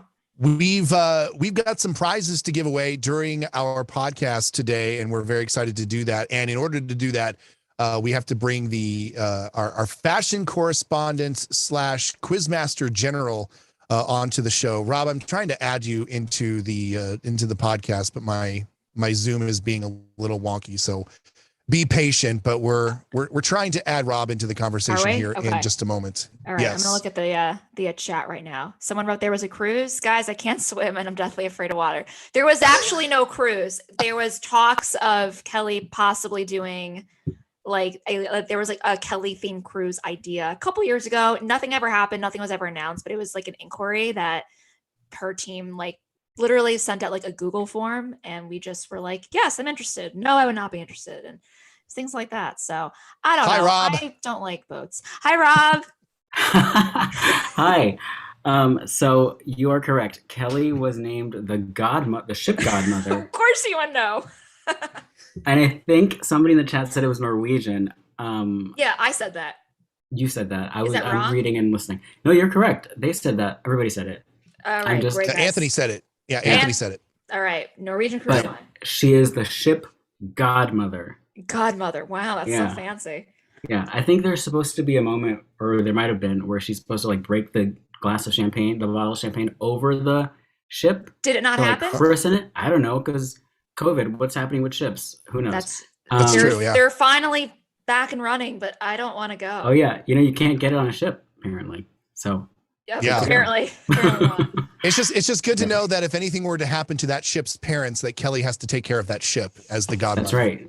Oh, what a Lifetime movie of the week that would be. You said that as I'm drinking. Thanks. Hey, Rob, thanks for being with us today. Thanks for having me. Fashion correspondent. Yes. Happy Kelly's birthday to you. Happy Kelly's birthday to you. I was going to make myself a cocktail, but I'm out of everything. So. How? I know. I have like the bottom of a box of wine, and I was going to joke that I just need a minute and a box of wine. Yes. But it's the end. It's good. It's good. It's gonna like piddle out, and it's not. Nobody wants to see it. We should happen. cheers at the end. You can just, from the bag at the end. Yeah. Oh, that's a look. Yeah, we'll make that a gift. Yeah. Sponsored by Rob, Botobox. The last couple of times that we've had you on this show, we haven't necessarily used you to your greatest ability, and that is to talk fashion. I know that Pam had the idea for you to talk about a top 5 favorite looks. Is that right? He twisted it a little bit, which is fine. Like, do what you want. I don't really care. Yeah. Yep. Over the last few episodes, I've been really like spreading my wings and learning how to fly, doing what it takes. But here I am back as we started originally with the idea. So top 5 Kelly fashion outfits, I think, was the idea, the question. And that was hard for me because she wears clothes every day. So we can assume, yes. And we see her in clothes every day. So I changed it a little bit. And I don't know if I can share my screen or not. Jeremy, does he have screen share access? So give me a screen sharing access. Rob, I will give you access. Thank you. Stand by. So I changed it to moments in fashion that were significant to us as a fan community. Okay. Like moments where like we had like a pang, or like it felt special or felt significant. And just to preface to anyone watching, Jeremy and I have absolutely no idea what's going to be presented. So we're like Kelly in the prompter right now. We have no idea what's coming. We're just going to roll with it. It's all good. It all comes from my heart, from a special place. And you saw this. Did I? You saw this already. Oh, yes, I did. I saw the first slide. Okay, you're right. We did. Okay, first slide. These are my top 5-ish fashion moments. Okay. All right. Let's go. I love this so much. And I want to hear from you both too, see if you agree. Okay. All right. Number 1. One. No, this is all so sincere. I don't mean this to be a joke. Okay. I'm being very serious. This was the Brit Awards in 2003 or 4. But the reason it's significant is because this was one of Kelly's, if not her first, one of her first overseas award shows that I think she was nominated for, she was a part of. And to us, it was a significant moment because it sort of like marked the beginning of her sort of life as an international pop star. Mm-hmm. But this outfit in particular was like the tail end of like the Blazer era, right? So she like already ran for Congress. She won. You know, she's on her first like Goodwill overseas tour, like the Queen does. And this was that. This was her in the UK, just like meeting the people, letting people know that I'm here, Miss Independent. Yes. That's right. Wow. So that's number one. Okay, this is not Congressman or Congresswoman Kelly. It is. Oh, it is. It's the end of it. She's okay. Yeah, this is like Senator. Senator Clarkson. I just remember that. I thought the Congresswoman Kelly was a black. There's outfit, multiple. You know, you are Congresswoman for multiple days. Right. Yes. I mean, it's a power suit for sure. I loved it. Here's the thing. I didn't even know when this was from, and you are way deeper than I am about like the significance in her career. And I'm just like, I just like the outfit. I think she looks awesome. I took this very seriously. You did. That's why you should probably host this and not me. Like, she looks great. That's pretty much all I can add to this. Yeah. It is a black hole of information in my brain. All right. We're ready for this. Isn't it's actually in chronological order, not like in significant order. That's fair. Okay. All right. So next, I think this is correct chronologically. This was Kelly deciding to dress like a full-blown dominatrix to sing Breakaway on Jay Leno. And this was I love you. This was like one of her first, if not her first performances of Breakaway. I think it was her very first. I think this was when she debuted the song, if I'm not mistaken. I can't see the chat while I'm sharing my screen, so I can exit and look. Please People are on a bit of a delay, so they'll let us know in about a minute. They'll tell me how wrong I am for the rest of. Okay. I have no idea. I just think again, she looks really good. That's all I can add. This is significant because it marks like the beginning of a new era. She's breaking away from the campaign trail, you know, marking the start of a whole new era. Musically, like stylistically, you know, she looks super hot to sing a song that's not sexy. Yeah, someone wrote Jay Leno. That's the only comment we have so far. What did you say? I said Jay Leno. I was correct. There you go. That's the only comment we have is Jay Leno. Just as Jay Leno. I'm being quiet because I don't want to say anything ultra inappropriate because she looks incredible. You can just say she looks great. That's what I can say. Yes, she looks great. She looks great with a capital G. Capital G. Yeah. That's so hot. It is. To sing Breakaway. Someone wrote, Rob, your takes are everything. Thank you. And someone wrote breaking away from the campaign trail, crying emoji. I mean, let's be honest. I mean, she did not need to go this hard for that song. I mean, no. this is Avril probably wouldn't have gone this hard. No way. No. All right, I'm ready for the next one. We're ready. Yeah. Okay. This to me, as a fan, was such a significant, momentous night. This is Kelly at Women Rock. Chef's kiss. What a night. Okay. What a night, because first of all, she wore 3 or 4 outfits that night. She looked great. But stylistically, whole new vibe. I've got the smudgy makeup, the messy hair. I'm doing Miss Independent with like a rockier sound. I sang with En Vogue. Like I'm Kelly Clarkson. Yes. You know, she sang with En Vogue. She sang the Aerosmith song Crying. You know, Nettie bowing down to her. This is a dress that we bow down to. This is a night that we bow down to as Kelly fans. What a moment. Like, just a look worth bowing down to. A night worth bowing down to. Full blown. Yes. Perfection. This was one of her best looks. I just think, like, it's just so sexy. It's so rock and roll. And the show itself was, you're right, it was so iconic. Like that crying cover is, I think, arguably one of her, as a, you know, not to the general public, but as fans, it's like one of her most iconic performance, like her iconic covers, I think, that performance. And then the En Vogue thing, like it was so cool. Like Kelly Clarkson, 2 years out of Idol performing with En Vogue. It wasn't something we were probably thinking of. Right. But she was almost like another member of the group. It was a big moment. Yeah. And like showing off a new sound to her voice that people were like going to become more familiar with as the album came out. I don't think Since You've Been Gone was out yet because she didn't perform it at this. But she was kind of like showing you that this is where I'm headed. This is what it's going to be, you know? So perfection. Great choice. Thank you. The next one, Pam, I think is your favorite of all time. I think. And it's I can't tell if that's sarcasm or not. No, I'm not. Oh. I'm being very serious this time. I have no jokes. I'm not used to you being like this. So serious. We're not used to this. Yeah. This is Kelly at the ACMAMCs. Yes. This whole yes. Like my favorite red carpet look of hers ever. Like just the hair.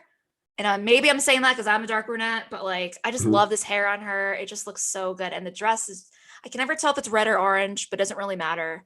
It's both. And the performance that she did with Rascal Flatts was one of her first mainstream, aside from, her performing with Reba on Idol, like that Idol thing. This was pretty much her first real country thing, her duet with Rascal Flatts at the award show. So this was a monumental part in her career. It really introduced her to the country world. Monumental. Yeah.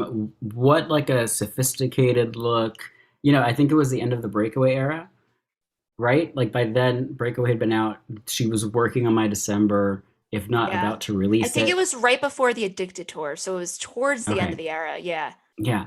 So like just like visually a hint of like, you're getting mature, Kelly. Kelly's growing up. Yep. Kelly's introspective. She's got things to say. And she's going to look super hot. Rob, is this the only photo that you have of this particular look, this red/orange dress? On this slideshow, yes. Okay, so here, do me a favor, and I know this isn't going to make a lot of sense to the people who are just listening and not watching the podcast, but why don't you give me back control of the screen, because I want to show everybody, I want to make sure everybody sees this. This particular outfit is one that always makes me smile, because this was sort of before memes were really a thing. Oh, I know which photo you're going to show. And she had one of the most meme-worthy looks on that carpet, and I have it pulled up here on my phone because I've saved this photo forever. This is one of my all-time favorite looks of Kelly. She just looks completely and utterly confused or bewildered or something. We'll have to put this out later on when we're promoting the episode this week. But this look of Kelly is one of my all-time favorites of all time. It's just the best. It makes me laugh. She makes the best face. You just have that ready to go. Well, I was looking it up. I mean, I had to search for it, but I mean, I knew right where it was because this is one of my favorite photos of her of all time, and it just makes me laugh. And it's just like, this is ripe to be used as a meme. Yes. And it could still be. It's just, it still could be. Yes. So I almost used that for some sort of a birthday montage on our social media, but then I got lazy. All right, Rob. All right. Take us back to so non-meme worthy. What was the next one? I don't rember it. Let's find out. Let's all find out together. Okay. You jumped ahead like almost a decade. I did. I really did. Let's face it. Fashion-wise, the next few albums, we don't need the eagle pants. Not the chicken pants. The eagle pants. You know what? Hot take. Love the chicken pants. I love them. I love them so much. I really do. And I was gonna include the tour skirt, the prairie skirt from Breakaway, but I can't find pictures of that. Like pictures of that don't exist anymore. But this outfit, hosting the Billboard Awards for the first time. My notes say the Breakaway Awards because it was like midnight when I wrote them. So the Billboard Awards for the first time, walking the carpet, looking expensive. I own everything. This network will soon be mine. Like, if the phrase "I could buy you and sell you" was a dress, it would be this dress. Wow. I love your comments. Look at this. You're great. Yeah, Look at that. And it's like mid-walk on the carpet, so she's in motion. She's got the leg going, just off the shoulder a bit, got the fire hair. Yeah, everything's working in this. And it was proof. You're right that like she was starting to like own herself not as a singer but as a brand. Yeah. And it was a moment. It was a moment like this. It really was. Moment like that. Yeah. A moment like that. And just like that. it's, and it's it was the start of her becoming a celebrity, like a notable figure, not just like the pop star from Idol, because we had this in 2018, and then a year later we got her hosting again, and we got the talk show. So it really just was like, I don't know, it was just like, here is Kelly Clarkson as an entity. That's the word. Yeah. All right. That was a great choice. This is one more is my last one, and then I have honorable mentions just to show. But this next one, boy, oh boy. What is that thing at the bottom? The thing on the bottom. I'll get to that in one moment. Okay. So this is Kelly on The Voice. And this was a wild day for Kelly. Like, it was November 30th, 2020, I think. And breakaway anniversary. On that day, there was lots of nice news coming out. There was lots of news coming out about the divorce, right? And there was a lot of like Brandon news coming out, like things we don't need to talk about.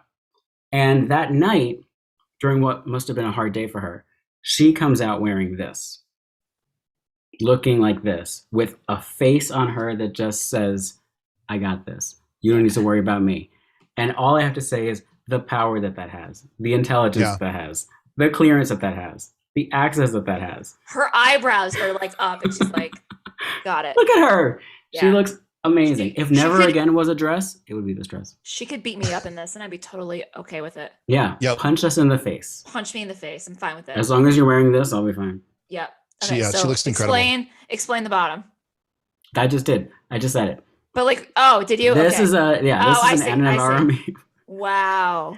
Yeah. It's just such a moment for us as fans to be like, all right, you know what? She's gonna be okay. She's stronger. What doesn't kill her makes her stronger. She is an independent woman. We're just going to name drop all these little song nuggets here. Yeah. All right. And these last ones, I think, are just some honorable mentions, some moments that I love. Jeremy loves that first one. That first outfit. That's the Nickelodeon show, right? Which is hilarious. It's Nickelodeon, and she's wearing like pseudo lingerie. She's like, it's these sexy pajamas and jeans. Sure. Still favorite look of all time. Like not even close. Not even close. So good. And then we have the Grammys in the middle. That Kids' Choice Awards isn't even a moment. She just looks hot. She just looks good. That's all. She looks great. Yeah. And then the Grammys, obviously, not my favorite dress she's ever worn, but a huge moment for her and for us. Like, she won awards that night. Just a night as a fan that you're proud of. Yeah. And then the talk show pilot. I just love this picture because, like, she looks nervous, but she's handling it. And it's it was when she like first like went out there and tried this whole new era of her career. That was the pilot, I think. Yeah, it is. Yeah, and I don't love the dress, but I love that she's happy, and that's okay. Yeah. I'm trying to figure out what does her shirt say. Wait, go back. Oh, never mind. Hold on. I just want to know what I want to know. Took the Nickelodeon picture away. Jeremy's having fun. What does that shirt say? I don't know. I think it's just random letters. Yeah, just a bunch of random letters. Oh, you know what? That's going to bother me just like the walk away pants. I can't figure out for the life of me what they say. The bane of Pam's existence is the walk away video. They just don't make sense. It's just 3 words. Like that outfit doesn't really make sense. Whatever. I saw a comment from Michelle on here that says, Rob, there's your next fashion episode, assigning fashion choices that represent songs. This is going to be the most like specific podcast ever. I swear. Blank was a dress. Yeah. Cincy McGon was a song or it was a dress. Yeah. That could be a whole round of the game show. It could be. Hey, that's a good segue there, Rob, because we've had a lot of people that have stuck with us through nearly an hour and a half now on the podcast, and we need to give away some prizes. And so we thought that we would sort of ambush you, Rob. Okay. And maybe we could use some of your fabulous questions that you use for the game show. Okay. That you may not want to, like maybe like a throwaway. Not that anything is a throwaway, but like an extra. Like a fringe question that you maybe are considering not using. All right. So okay. Should I open the script? How many do you have? Because we have 2 prizes we're giving away. If you only have 1 question, then you can hold on to it. And I'll ask my question first. Actually, let me open up the doc that people have been sending questions into.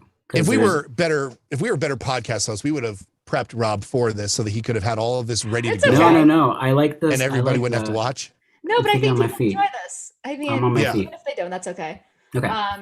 Should I introduce the first prize first? You know, like the first. Yeah, one? Do it. Yeah, while Rob's looking those up, why don't you introduce our prizes? The reason why Rob's going to help us with this is because this is all of his merch, including this shirt. This is all of Rob's merch. We go into the archives. So the first prize we're going to give away, there are 3 items. We're not giving them all away today. The winner is going to choose one.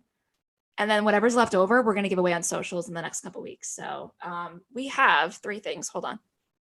They're on my couch here. Okay. So the first 2 items, we have 2007 Entertainment Weekly magazine. She looks amazing. Yep. Okay. You also have the option of winning also 2007 Blender magazine. Obsessed with this photo shoot. Yes. It's a good one. The third option, if you happen to win this trivia question, the other item you have the option of winning is the All I Ever Wanted tour book. It's very cool. It has a bunch of photos and some like notes from Kelly in here. So yes, our first question, whatever that might be. If you win, you get. I don't remember going on that tour, but I got the tour book, so I must have gone. You went. It was at Hammerstein. I met her there. You did. That's going to segue into our other prize. Oh, congrats! That's great. Okay.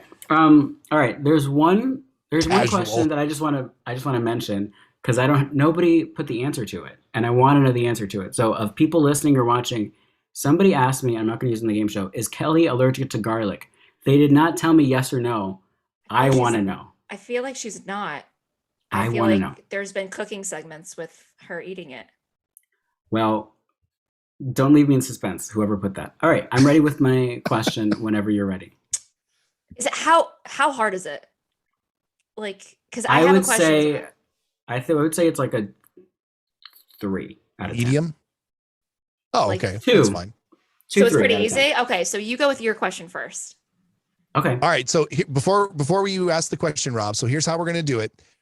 We are going to have you guys put your answers in the chat. We're going to give you, because it's not fair to just say the first answer wins, because some of you might be seeing this at, slightly different times. That gives some people an advantage.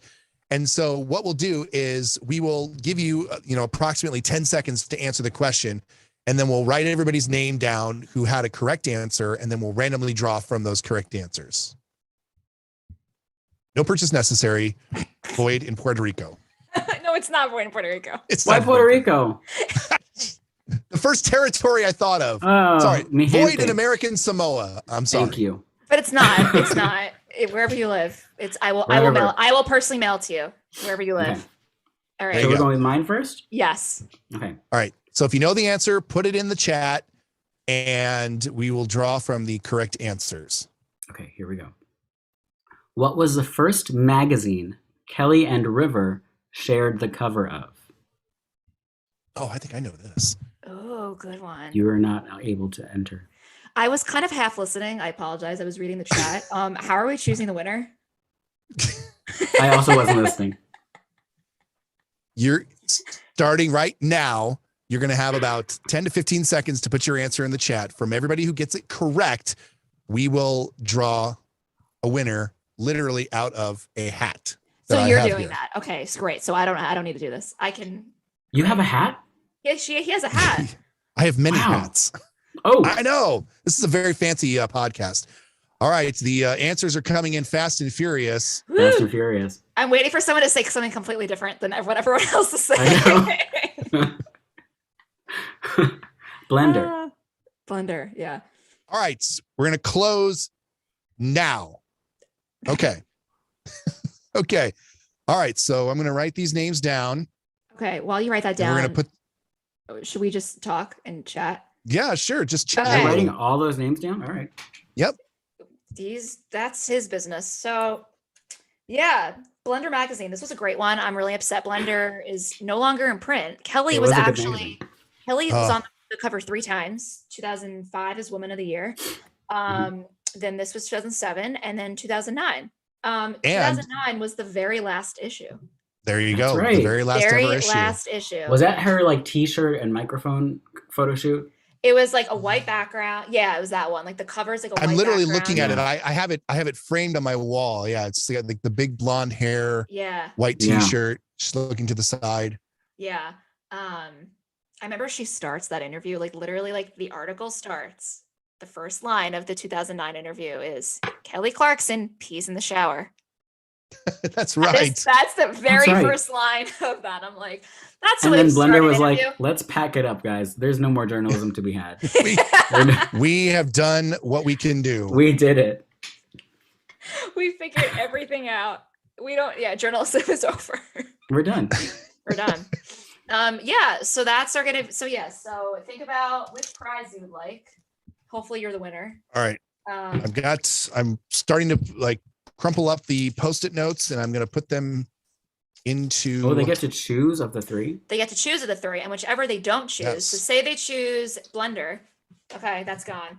So then we're going to, over the next, I don't know, whenever we feel like it, we're going to give these away on social media. Just fun. Because we want to give everyone a chance to win stuff. So the more the merrier. All right. I've got names in here of all the people that enter the thing. All right. Pulled one out.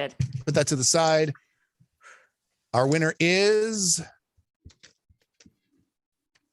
Holly McClellan. Holly McClellan. Holly. Hi, Holly.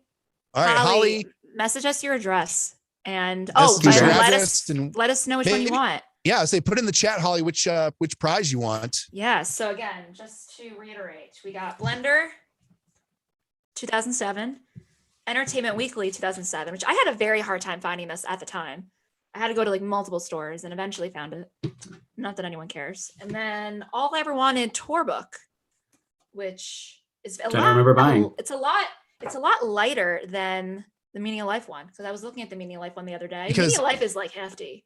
Because honestly, they didn't do anything special for that tour book. All of those photos are just from the album photo shoot. There's nothing special. But if you want to choose it as your prize, it's great.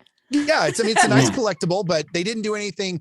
They didn't. And they were really selling it low. Like, oh, I don't remember going to that show. It's all overused. Yeah, but it's nice. Get it. Take it. Oh yeah, People was the answer, by the way. People magazine. Yeah, right? People magazine. Yep. Yeah, we didn't actually say the answer.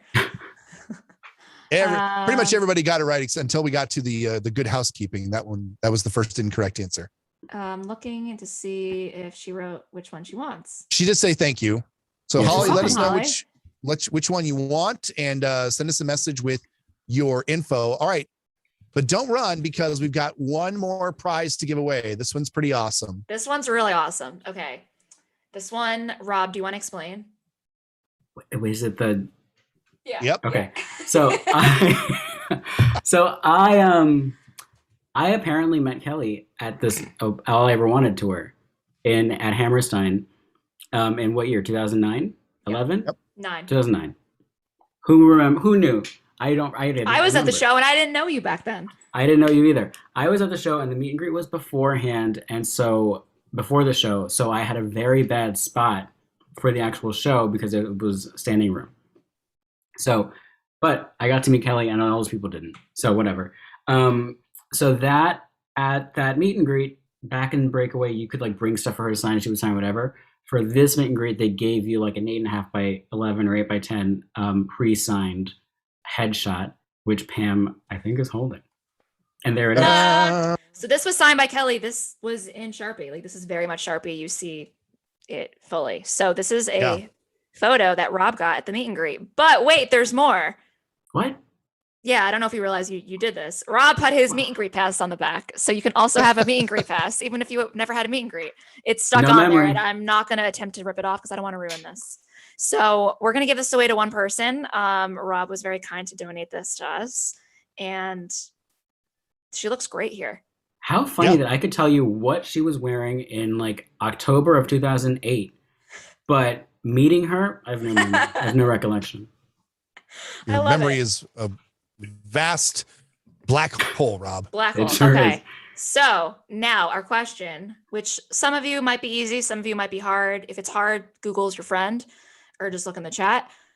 What was Kelly's number, her audition number on American Idol? Write it in the chat. We're gonna choose one winner. You know it. I'm doing the counting of the time. Rob doesn't know it. Rob it was in the game show, but I don't have any memory of it. That's like a weird number. It's like a weird number that won't ever leave my head. You got it right. Someone wants to know if Rob signed it. Rob did not sign it, but Rob. But I could. You can. I'll sign any other thing that you want to send out. Yeah, if you want to delay so I can meet up with Rob and he can sign the back of it, sure. We can make that happen. I'm seeing Rob in a few weeks, so for hibachi and my birthday. I can't wait. Can't wait. I can't wait for somebody to throw vegetables into my mouth. Can't wait. For what? Somebody to throw vegetables into my mouth from a distance. The fire volcano. Ooh, an onion volcano, please. Amazing. All right, we are going to cut off the entries now. All right. So I'm going to get everybody's names written down here. So while he's writing names, somebody asked me a question in the chat. My God, exciting. You're famous. I got a question. Somebody asked me what my favorite magazine photo shoot is. Should we have an episode about that? That could be fun. That could be fun, but easy answer. Yeah. Texas Monthly. Great one. Texas Monthly. What a photo shoot that we only got like pictures like this big of. We never got higher quality of them. But there's that one of her in the car, kind of like looking moody with her like short bobby blonde. She's like that. There's her biting Texas. You have to preface more about that. She's biting. She was wearing a chain. She was wearing a chain with the state of Texas at the end of it, and she was like howling in her mouth like she was taking a bite out of it. Yeah, that's a great. It's a great one. Yeah, that and the Entertainment Weekly, I think it was, where she was like in this like dusty room, like bohemian looking room, and she was wearing jeans and a tank top or something. It may not have been Entertainment Weekly originally, and they might have just used the pictures, but we got a lot of that. Which era are we talking about? She had like fluffy blonde hair. It was like during like the Because of You era. I don't know why I can't think of this. Are you gonna try to find it? I will try to find it, but dead air. We can't do that. No, it's fine. I can chat. I'll look in the chat. What's going on with someone? Right. Oh, Jeremy's done. All right, go for it. No, you're fine. Now I have to crumple everybody up. Someone asked, when is Rob touring? Can we get a meet and greet? Who said that? Someone wrote in the chat. Nos, I don't know. 06. When is Rob touring? When can we get a meet and greet, please? Totally. If it's in New York. KCC happens, I'll be there. If it's in New York, because Rob refuses to travel anywhere. If you want to pay $500, you can sit at a bar stool in Rob's apartment. We could have some boxed wine. Yes. But only the bottom of it. All right. Apparently. Yeah. Got a whole bunch more names in here. Pam, you want to give the correct answer, which I think most people got? Yes, the correct number is 2311. So congrats to almost everyone who got it. Yep. All right. I just had a name fly out, so I'm going to do that one. I didn't know the answer to that. I'm sure this is not the name that's on their birth certificate, but whomever's screen name is Curling Addict. Cool. Do you actually go curling? Us? Do you actually go curling? I think that would be amazing. I would love to learn how to curl. Yeah. All right. So whomever's screen name is Curling Addict, send us a message, missindepodcast@gmail.com, and we will get your info so that we can get you that signed Kelly photo and the meet and greet pass. Woohoo! Yay! I want to know what type of curling. Is it the broom? Is it like your hair? Or is it like curls with your arms? I'm going to assume it's the broom. I'm going to assume it's going to be the Olympic event, but it could be just about anything. Yeah. Could be of any of those things. I mean, every 4 years, we're all curling addicts. Oh my God, they're an actual curler. That's so cool. Oh, cool. Yes, that's awesome. I don't really understand curling, but I appreciate it. Hey, Jamie, ask your question in the chat. We'll answer that before we go. All right, well, congratulations to our prize winners today. Before we're going to answer one more question from Jamie, and then before we go, just a reminder, let's get hashtag Happy Birthday Kelly trending today at some point, if it's either right now or later on during the day. I want to make sure that Kelly sees the love on the social medias, because I know she's spending her birthday hanging out on Twitter. Totally. That's what she does. That's all that, of course. That's what Kelly Clarkson does. Yeah, that's what you do. It's either that or Wise will be sitting there looking at it, and then he'll tell her that it was trending. Yes. And she'll say, "What's trending?" What does that mean? Yeah, totally. So for anyone who didn't win anything, we're going to be giving some of these away, these prizes over the next couple of weeks. So make sure you're following us on Instagram and Twitter, because we vary up where we're actually going to be giving stuff away, just because it makes it more exciting. So stay tuned. We don't have an exact date yet, but we'll keep you on your toes. And Jamie's question, what song did she sing when she won Idol? She sang A Moment Like This. Some people wait a lifetime. Why you guys keep me hanging here? Oh, that was fun to watch, though. Yeah. I'm almost done with this. That's probably explaining the singing. So. Yes. She also did Before Your Love on the finale too, didn't she? She did. That's like one of my favorite performances of Before Your Love. I have that like in my iTunes. Like I ripped it back in the day. Underrated song. It is. Yes. And the I think I shared this in our Thankful breakdown, but for those who didn't hear it or catch it, there are two different versions that are out there of Before Your Love. I didn't know this. How did you not know this? As I'm not observant, apparently. Yeah, depending on the version that you have, either the version that's on the single that they sold immediately after the end of the show, or the version that's on Thankful, they have two different notes at the end of the song. For some reason, they felt the need to redo the ending, or they decided to give a different version of the song.